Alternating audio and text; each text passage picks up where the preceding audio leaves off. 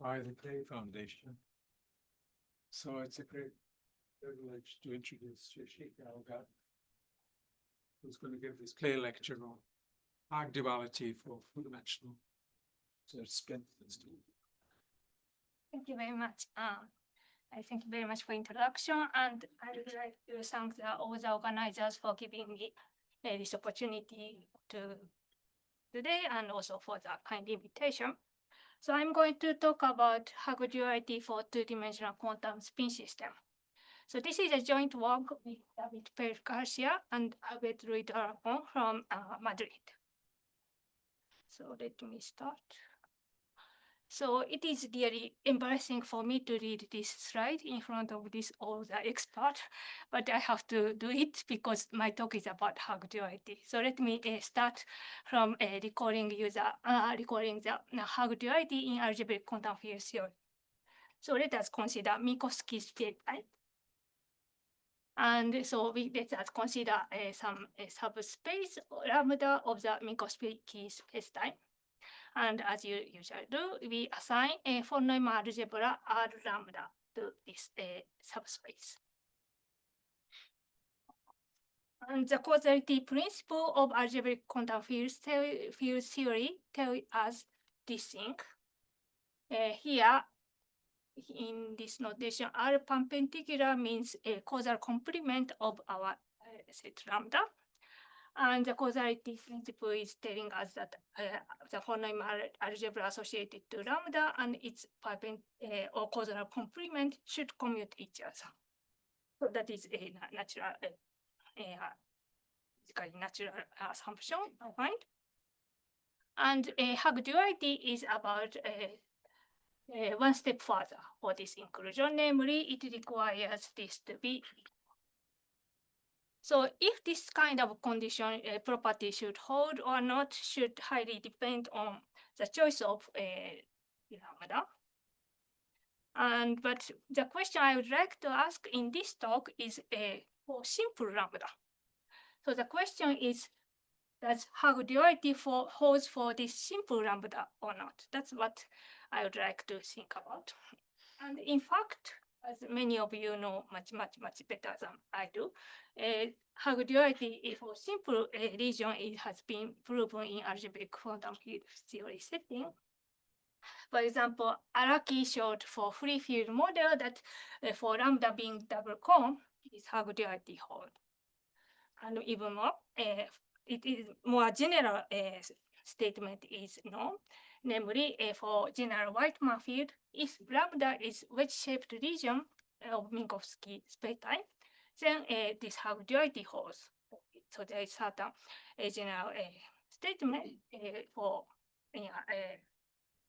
general Whiteman fields. And similarly, conformal field theory as well, Haag duality holds for quite a bit of generality, I find. So that is a situation in algebraic quantum field theory. But I'm not working on algebraic quantum field theory. I'm more working on quantum statistical mechanics, like quantum spin system in the title. Then why someone like me working on quantum statistical mechanics talk about Haag duality? Let me explain the reason. So as everyone know, Haag duality is one of the conditions required as an input of the Toplica-Haag-Roberts theory. And this, as you know, Toplica-Haag-Roberts theory allows us to derive Brady sister tensor category, which can be understood more or less like enyon in physics terminology. And in the classification problem of topological order, this enyon is important as an invariant of the classification. And I'm very much interested in this classification problem of topological order in quantum spin system. As a result, I'm interested in Toplica-Haag-Roberts theory. And as a result, I'm keen to prove Haag duality in a quantum spin system. So this talk is about this kind of thing. So this talk is about Haag duality for a class of models of topological order in two-dimensional quantum spin system. For certain class of models, we can show Haag duality. So this is a content of talk, and the plan of talk goes as follows. First, I would like to explain about my motivation, namely topological phases of two-dimensional quantum spin system and its classification.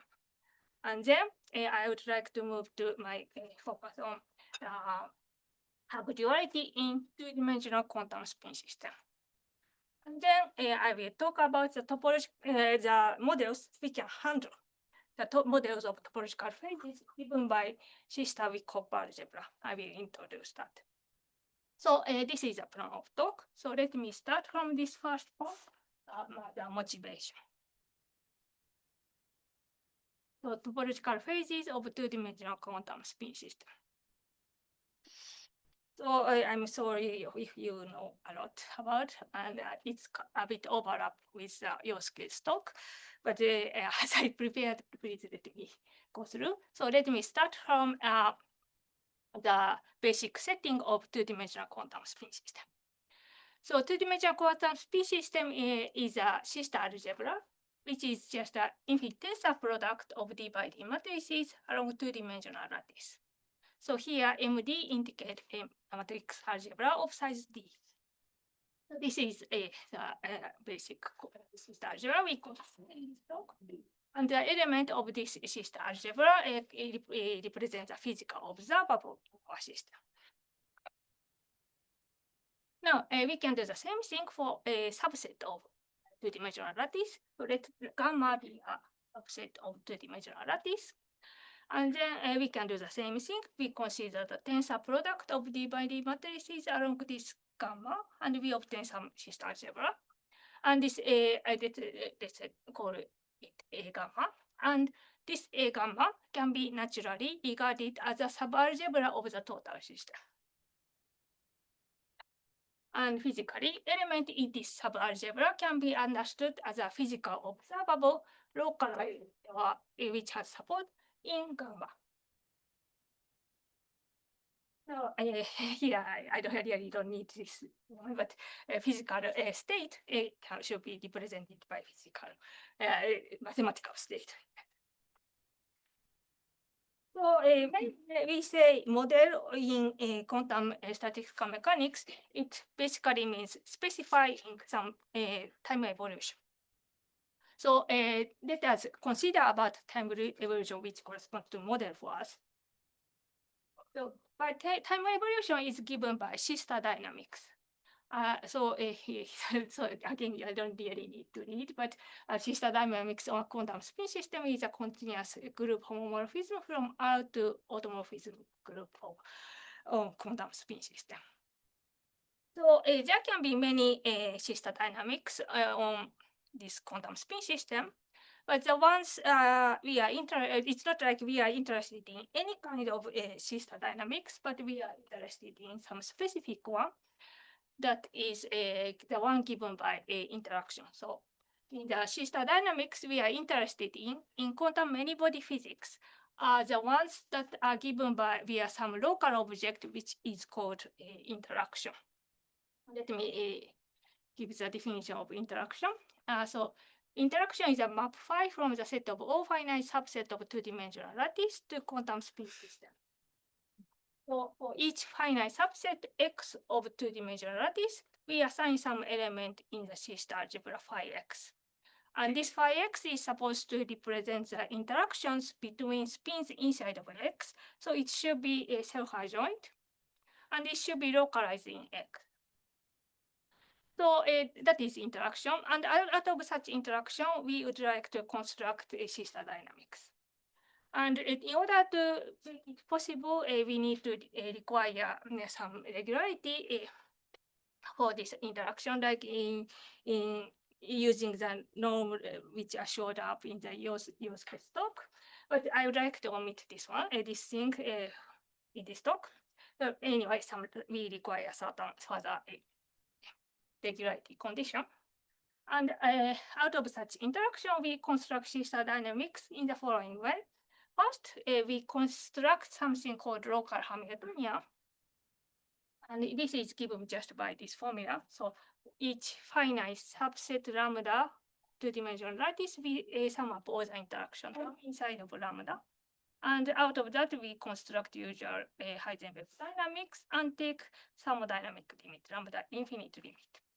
And if the interaction is regular enough, then this limit is known to exist, and it defines the sister dynamics on our quantum spin system. So we are interested in this sort of quantum of sister dynamics on our quantum spin system. So here is a very some two examples of such interactions. So first one is trivial interaction, which showed up in Yosuke's talk as well. And so you can explicitly see that this is really trivial. So let us consider the quantum spin system with a 2x2 matrix algebra on each side. Then what this interaction is telling is the following. So if x is just one point, which is, let's say, one vertex j of the lattice, then as I assign this operator, here sigma z is this operator, and sigma zj is a copy of that sitting on the vertex x. So this if x is consists of one point, we assign this, and we assign zero otherwise. As Yosuke said, that this defines some product time evolution. Okay, that is really trivial. And then second one is non-trivial. This is a famous Kita-Story code model. So in this model, I'm sorry, but the degree of freedom sits not on the vertex, but it sits on the edge in the here of the lattice. So the quantum spin system should be represented in this way. And for this model, the interaction term is determined in this manner. Here, what we are doing, if x is this kind of red shape region, star shape region, which is depicted by red lines, then I assign y minus as, where as is a product of power dx. Power dx is this one along these edges. Similarly, if x is of this bracket form, then we assign 1 minus pp, where pp is product of power dz like this, and zero otherwise. This is also some regular interaction, and this is very interesting model. So anyway, I gave you two examples, but there can be many other interaction in the world, and so there can be many interesting interaction in the world. But in this context of classification problem of topological order, again, we are not like interested in any kind of interaction. We are interested in certain kind of interaction. Namely, we are interested in the interaction with unique gapped ground state. So let me explain about that. So so I would like to define gapped ground state here. So we say a state omega is gapped ground state of an interaction phi if there exists a constant gamma satisfying this condition. So what we are doing here? Here, first of all, this delta phi is a generator of our dynamics, namely given by this derivative. And it's the delta phi be domain of this generator. Then this equality is telling us that this inequality should hold for all A in the domain of the generator whose expectation value with respect to omega being zero. For any such A, this equality should hold. But so it's a bit abstract condition, and actually for the rest of my talk, it doesn't matter what the detail doesn't matter at all. But I just wanted to tell you that there's some very specific concrete mathematical condition we care about. And this condition, if you consider infinite system, then this can be translated to the description of Hamiltonian being having non-degenerate lowest eigenvalue with a spectral gap between the lowest and second lowest eigenvalue being at least gamma. So what I want to say is that there is some Hamiltonian picture in physics physics background, so it has this kind of ground state picture behind this inequality. But for the rest of talk, it's not really matter. I just want you to know that there is some condition, kind of interaction I care about. And coming back to our previous example, these two examples I gave has unique gap ground state. Namely, we saw this trivial interaction and trivial interaction unique gap ground state. More precisely, this unique there is some unique state minimizing all the interaction term of the trivial interaction, and this state minimizing all the interaction term is the unique gap ground state of the interaction trivial interaction. And the toric code as well is the same thing. So there is some unique state minimizing all the interaction term of the toric code model, and this state turns out to be a unique gap ground state of toric code. So in any case, we are interested in state which has this kind of state. We are interested in interaction which has this kind of state. Sorry. And now I can talk about a classification problem or topological phases. So classification problem or topological phases is about finding a label for connected component of this kind of set, a set of interaction with unique gap ground. So I said connected here. You should understand in the same way that Yosuke did. So we consider a path, a smooth path connecting interaction, keeping the gap. So we are interested in this kind of set, and what we would like to do is to give a label of connected component to characterize this each or connected component. So having this framework, then of course the question is what is the label?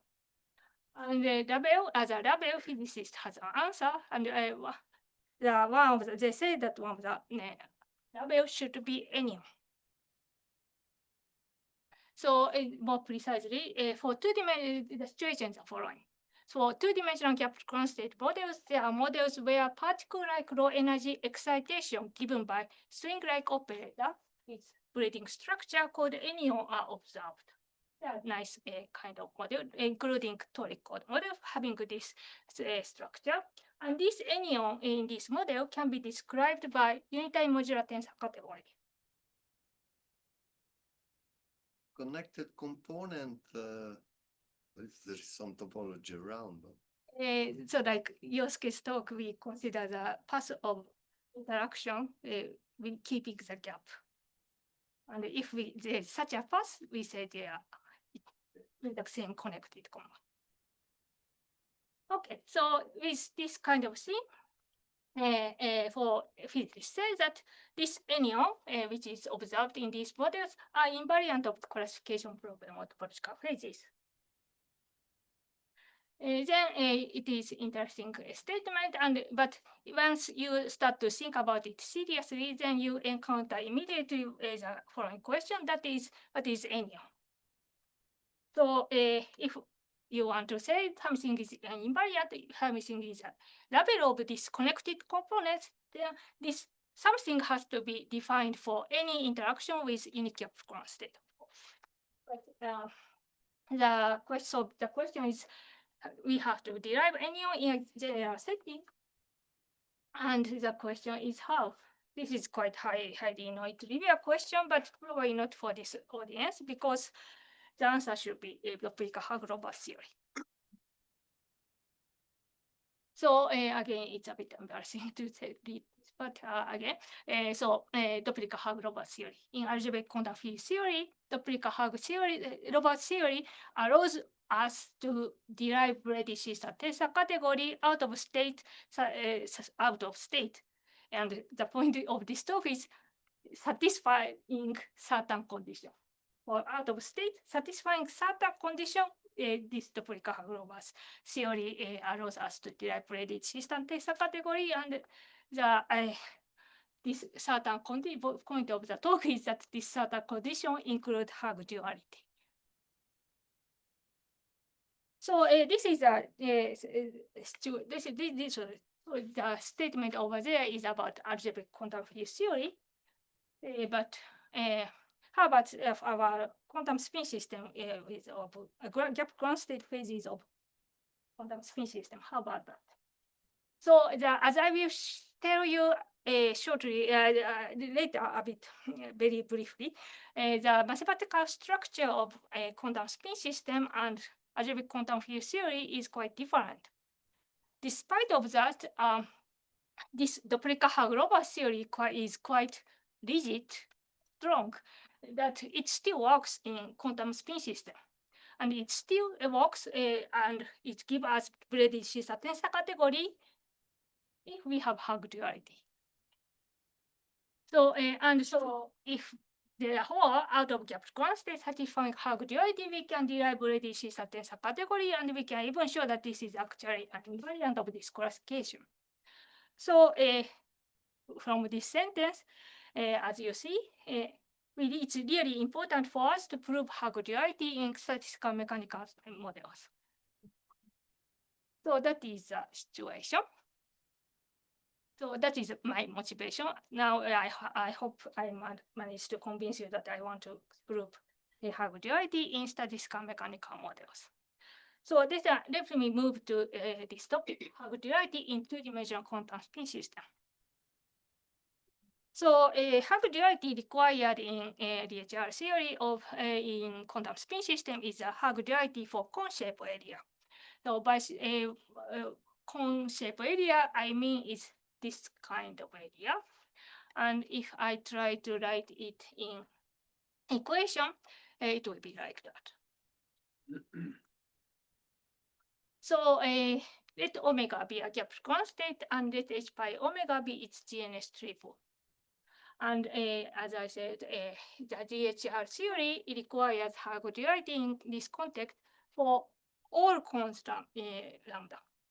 And before in this time, instead of causal complement, our things which sit here is just complement of lambda, much simpler than the original algebraic quantum field theory setting. So the Von algebra generated by lambda should be equal to the commutant of Von algebra generated by the complement. This is so the inclusion that left-hand side should be included on the right-hand side is trivial for our case because of the tensor product structure of a quantum spin system. So as I said, if this condition holds, then DHR machinery will work and give us a arrow as a right to say anyone is an invariant of gap ground state phases of topological phases. So from this point of view, it would be great if all the gap ground states satisfy Haag duality for any cones. That would be great. But unfortunately, this is not known. And in fact, we don't know so much about Haag duality in quantum spin system setting. The only models for which Haag duality has been shown are abelian quantum double model, which includes torical model. This is a work by Peter Nakis in the author. So that is a situation of Haag duality in two-dimensional system. And furthermore, we do not know if Haag duality is some stable. What I mean by stable property is the following. So I'm considering the classification problem of phases. So we are considering connected component, and we want to label something. You see this connected component. So we have this this connected component I will call phase. So phase 1, phase 2, phase 3, and so on. And let's say I know some interaction in this phase 3, this blue dot, satisfy Haag duality. And the question is, in that case, can you say that the other model in the same phase also satisfy Haag duality or not? If that was the case, I would say that Haag duality is stable property. But unfortunately, this is not known. But the weaker version managed to be stable. So let me introduce this weaker version here because it is stable. So the weaker version is something I call approximate Haag duality, and definition is this one. So let me read the definition. State omega satisfies Haag duality for any epsilon, positive Haag duality, if for any epsilon this condition holds. So what I'm doing here, what I'm doing here is the following. So Haag duality was this one. But the non-trivial inclusion was left-hand side being included to right-hand side. So the commutant have to be included in the phonome algebra generated by lambda itself. But I may feel it's a bit too much restrictive, so I would like to relax this condition. Then by enlarging this lambda, so by replacing this lambda with bigger con, and that is what I'm doing here. So here, let us consider this is the original con. And first, first thing I do is fatten this up my con by given angle epsilon like this. And then I pull the con to negative direction, and then I get even bigger con, lambda epsilon minus d theta, like this blue con. So I get somehow a bigger con, and I allow myself to relax the condition, the inclusion to be like this. So I allow this commutant to be bigger con. Maybe it's not in the original con, but it should be in this bigger con. And I even allow myself to adjust this phonome algebra a bit if you want. And then as long as this decays, this unitary U, UT decays suitably. Well, D10 doesn't really matter, but I just wanted to, I try to relax this condition of Haag duality. And it was, there is good thing about relaxing this condition. Namely, although I do not know if Haag duality is stable or not, I do know approximate Haag duality is stable. Namely, let's say this is phase 1, phase 2, phase 3, and I know this model satisfy approximate Haag duality. Then I can say that all the model inside of this phase, all the interactions inside of this phase satisfy approximate Haag duality. And as a result, we can apply nature theory. Nature theory works under the approximate Haag duality, and so as a result, we can obtain braided theta tensor category. And we can show that this is an invariant of the classification. Okay. So that is the situation about quantum Haag duality in quantum spin system. Unfortunately, we do not so much. And then seeing the situation, maybe we wonder why the situation is so bad. Because in algebraic quantum field theory, you know that you know this kind of general result to be known for which shaped region or interval in quite a bit of generality. Why cannot we cannot do the same thing? Maybe we can just take their proof and use it. Why can't you do that? The answer is maybe we are not clever enough, but the other answer is the lack of continuous symmetry. So in algebraic quantum field theory, there is a continuous in algebraic quantum field theory, there is a continuous symmetry, as you know much better than I do, and these symmetry are generated by operator with nice spectrum. And some of the symmetry preserves some local, some algebra associated with certain region. And this kind of nice exact form allows one to use complex analysis. And at least the proof I found is by doing applying the complex analysis, one can prove Haag duality. And so in contrast, we do not have such a, we do have Hamiltonian, it has a positive spectrum, it even has a gap, but it does not preserve any algebra associated to certain region. So we are lack of a good property in our system. As a result, that is one thing.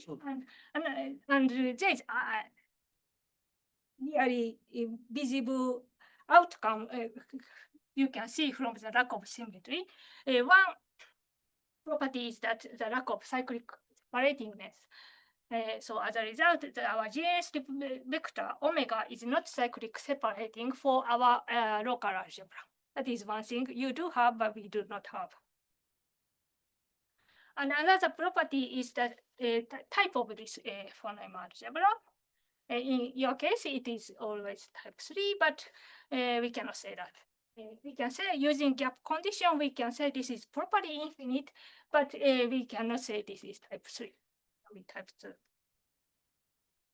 Okay, so what I wanted to say is the mathematical structure is different. We do not have symmetry. As a result, there is some visible difference between quantum spin system and AQFT.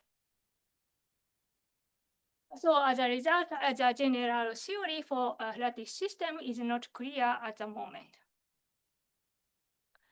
So taking the this situation, we try to do what we can do.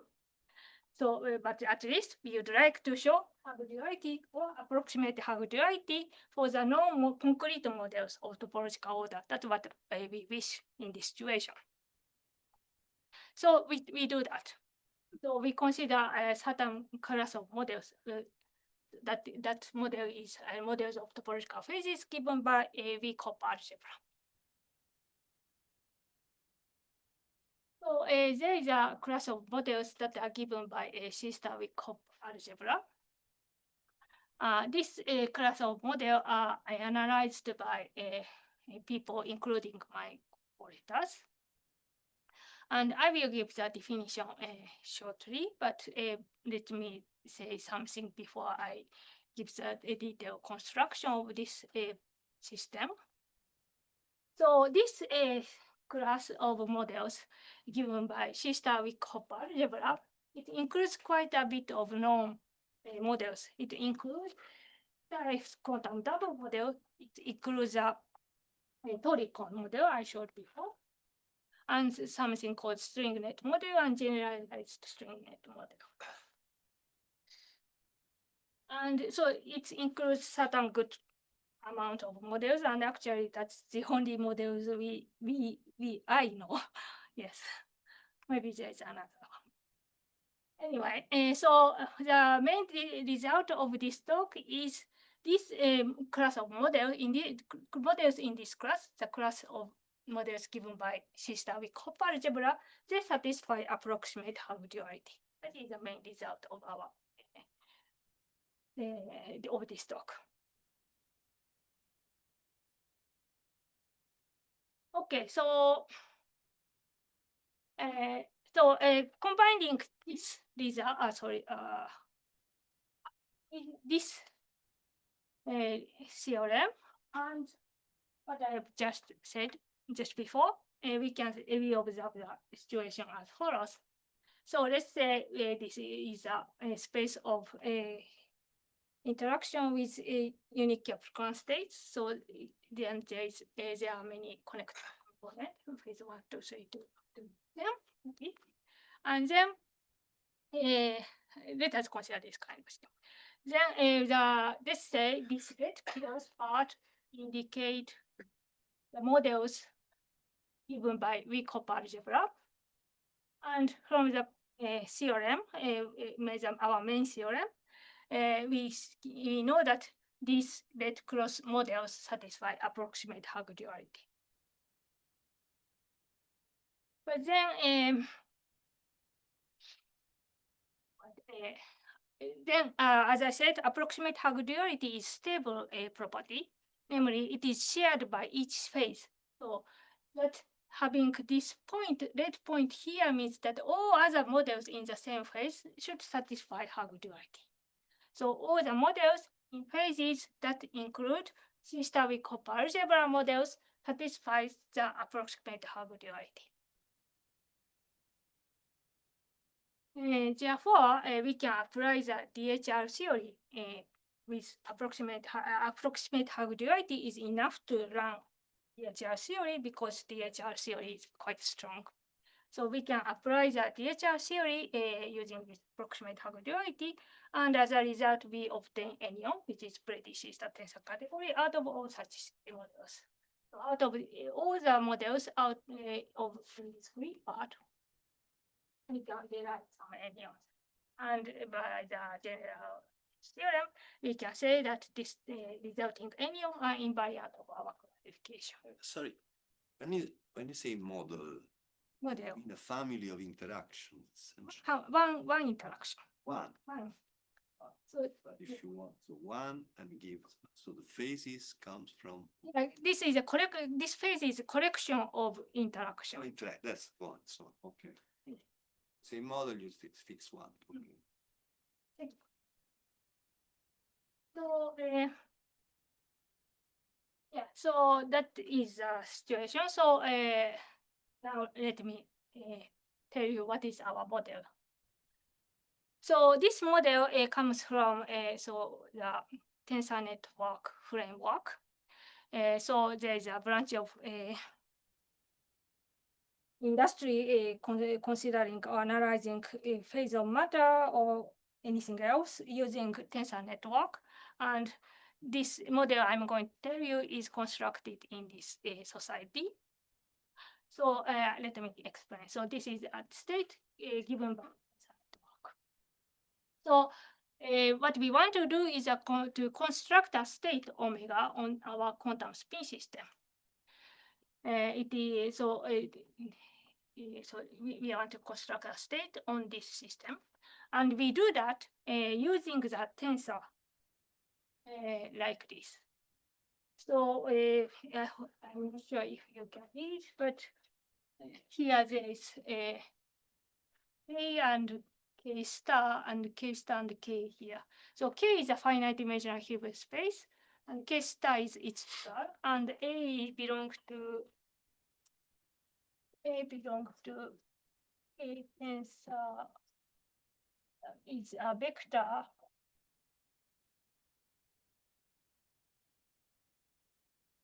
in this space. I hope you can read the picture. So this is just a vector in this space, but we prepare and fix some A like this. And out of that, we construct a state on infinite system. But to do that, let's start from finite system.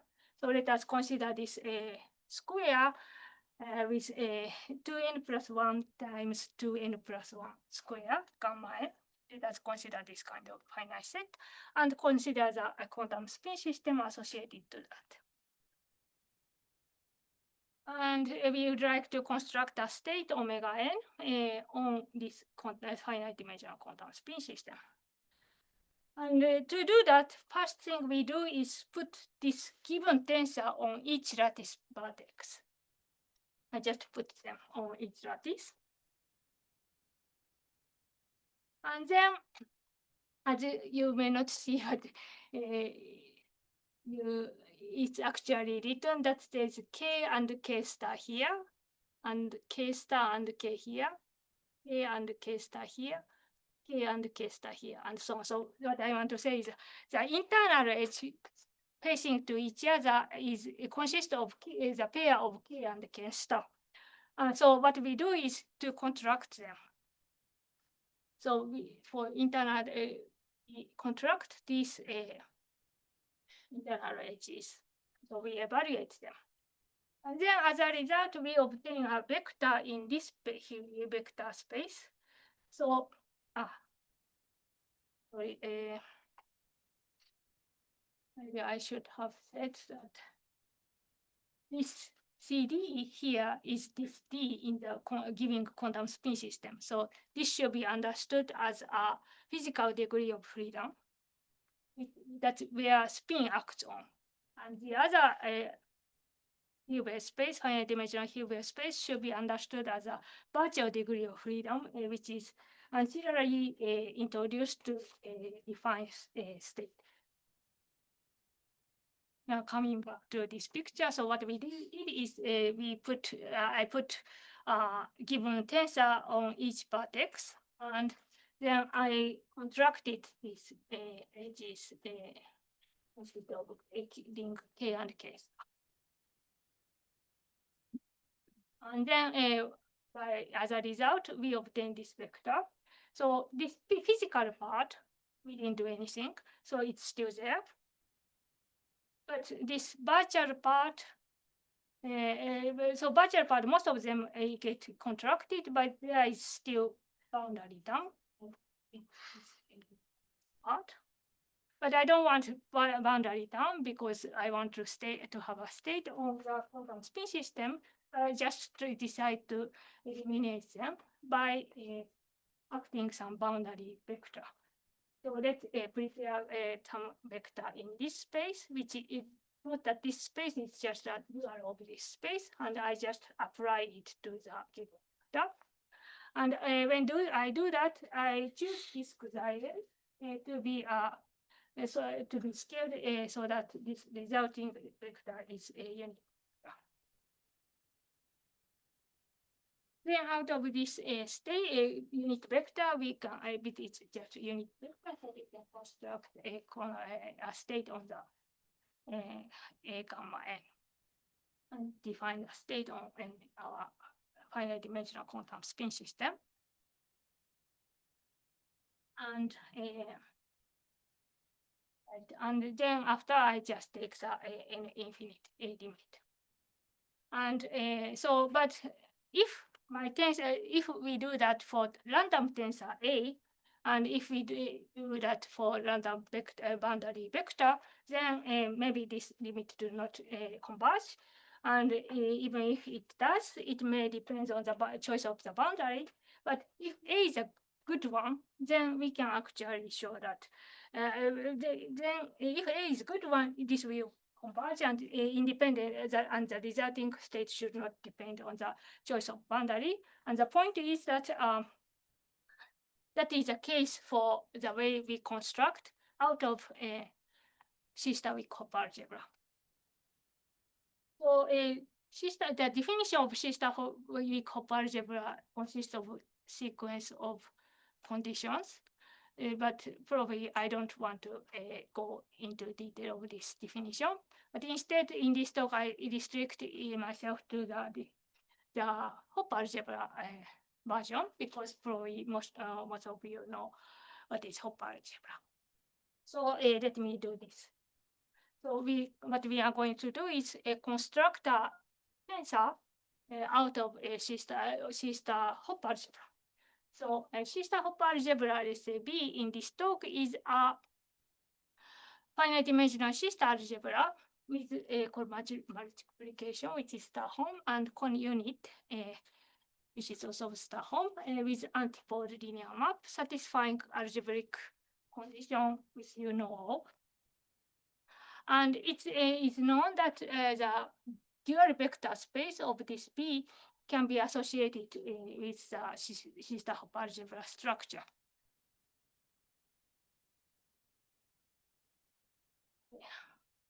Then out of this C-star Hopper algebra, we construct some nice tensor.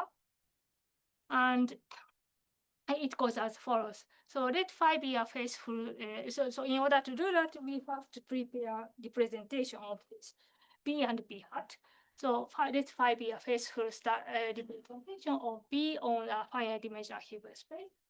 And let psi be a faithful representation of B hat on a finite dimensional Hilbert space. And I would like to construct a nice tensor out of this data. And what I do is, I know, but I want to do that. But before I construct our tensor A, I first need to prepare the parts of A, which is this one. And this with this diagram, I indicate this operator here. So here, E is a basis of B, and delta B is a dual basis of B. And I assign this operator, which is understood as operator another operator on H tensor K, but of course we can naturally regard it as a vector in this vector space when you do that. Similarly, we introduce yet another vector, a tensor, which is given by this diagram with white ball here instead of black one. And the only difference is here I insert antipode here. So this is with this other part, we construct a tensor which corresponds to this A. And we do that by constructing the given all these tensors like this. So we are constructing this tensor, and I even put some weight corresponding to her measure. And we construct, as a result, we obtain vector in this finite dimensional Hilbert space. So there are legs out of this circle and inside of the circle. And in this picture, we understand this as the outside vector Hilbert space a virtual degree of freedom, and we consider the inside one as a physical degree of freedom. So this tensor believes in that one, but this part, this inside blue part, is considered as this CD original tensor. And out of that, we do the things I told you about. So that we take the procedure I told you before, and as a result, we obtain some state. And because our tensor is constructed out of very algebraic object, this resulting tensor has very nice property. And using that kind of thing, we can obtain the following theorem. First of all, this tensor defines a state in the neat volume limit in the procedure I mentioned about. We can take the limit without caring about the boundary condition. It always gives the same state, which I denoted by omega. And and furthermore, this state, which is obtained as a limit, is actually a unique Capricorn state we care about of some interaction of phi. And furthermore, the situation is pretty much like the situation we saw about our example of trivial interaction and torical interaction. Namely, that this interaction is non-negative, and this our ground state minimizes all the interaction term. So we get some state in the infinite volume system by using this tensor structure, which has nice property. And the main result of this theorem is of this talk is that this state satisfies approximate Haag duality. Okay. So I said here approximate Haag duality is, but it's just actually for a certain kind of cone-like region, we can show genuine Haag duality. I'm saying approximate Haag duality because it's easier to say, but there's a more precise statement and about because we are considering discrete system and trying to consider some continuous set like cone. So we have to care a bit which point enters to inside or outside of cone, and this kind of thing can cause a bit of pain. And when the discretization is nice enough, then we can actually show genuine Haag duality. Okay. So let me briefly tell you about the proof. So let omega be our state, and let h by omega be its GNS representation.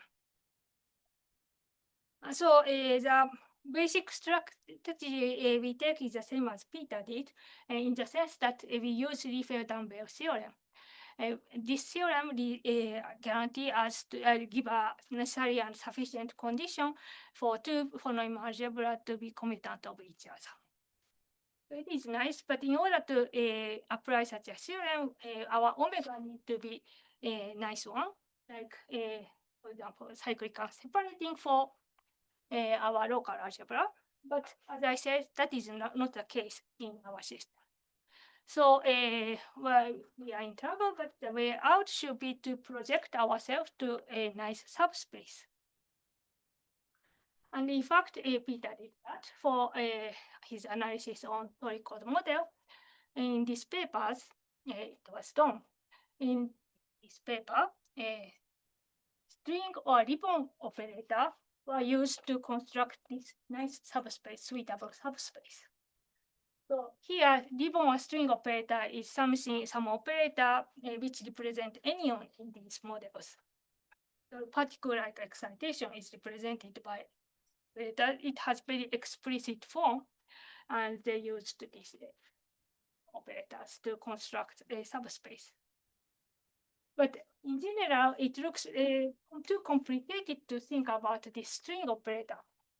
And I understand that part of the reason people did not push forward to prove Haag duality for non-abelian quantum double model is because of this complexity of this ribbon operator. And so this looks too complicated, at least for me. And then also, more on top of that, in our language of C-star-weak algebra tensor network model, this string ribbon operator is not yet defined. So we would like to do something different, and we take very simple strategy, namely we consider zero energy projection instead. So what I mean by zero energy projection? So recall that our state omega minimizes all the interaction term. It was the property shared by trivial interaction and Toricode model as well, but this was the case for our system as well. And the zero energy projection means that projection onto subspace which minimize all the interaction term inside of the region. So more precisely, let's say lambda is this cone.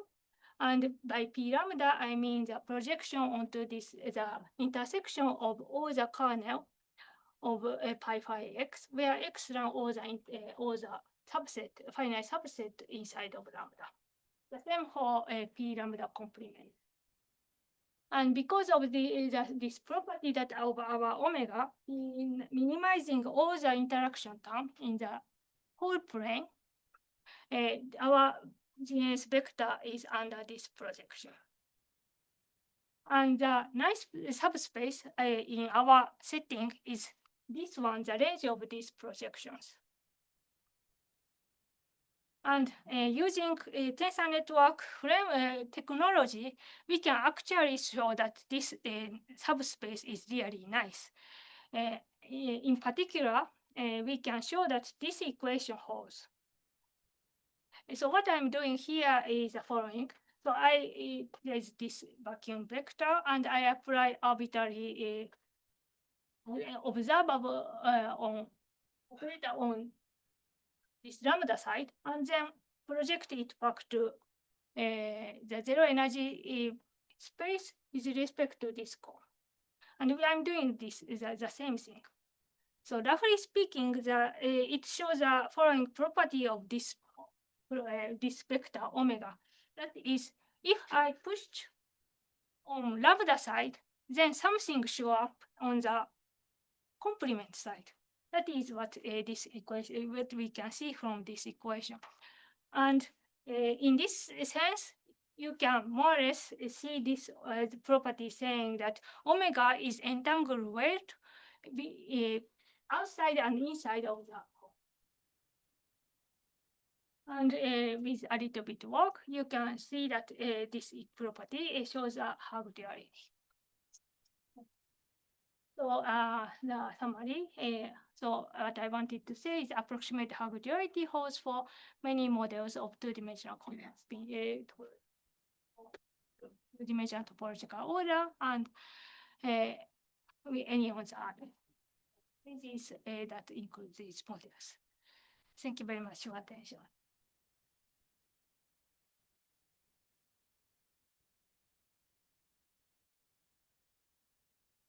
I wonder whether you can prove Haag duality, not approximate Haag duality, but for half spaces. This would already imply the braided tensor carrier.